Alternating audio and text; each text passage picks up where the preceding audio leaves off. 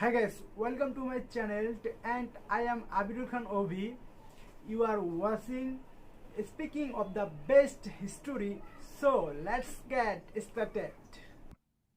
The time was now close at hand when the mask was to be thrown off, and, at a single dash of the pen, 400 millions of our property was to be annihilated, the whole social fabric of the Southern states disrupted, all branches of industry to be disarranged, good order to be destroyed, and a flood of evils many times greater than the loss of property to be inflicted upon the people of the South, thus consummating the series of aggressions which had been inflicted for more than 30 years.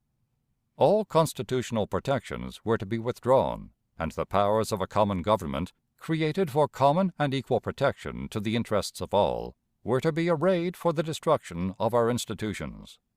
The President of the United States says, quote, "This is not the end. The pressure in this direction is still upon me and is increasing." End quote.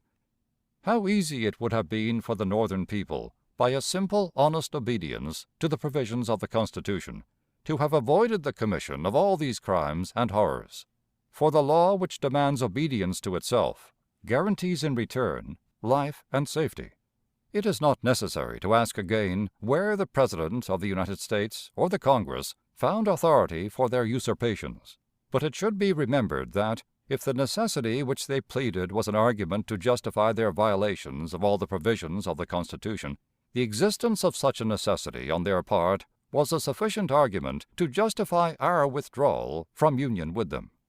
If necessity on their part justified a violation of the Constitution, necessity on our part justified secession from them.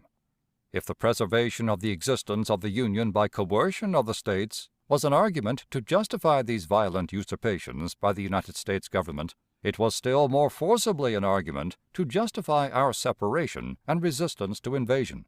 For we were struggling for our natural rights, but the government of the United States has no natural rights.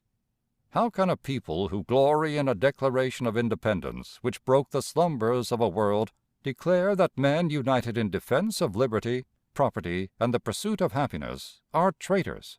Is it henceforth to be a dictum of humanity that man may no more take up arms in defense of rights, liberty, and property? Shall it never again in the course of human events become lawful, quote, for one people to dissolve the political bands which have connected them with another, and to assume among the powers of the earth the separate and equal station to which the laws of nature and of nature's God entitle them?" End quote. Is the highwayman henceforth to be the lord of the highway, and the poor plundered traveler to have no property which he may defend, at the risk of the life of the highwayman?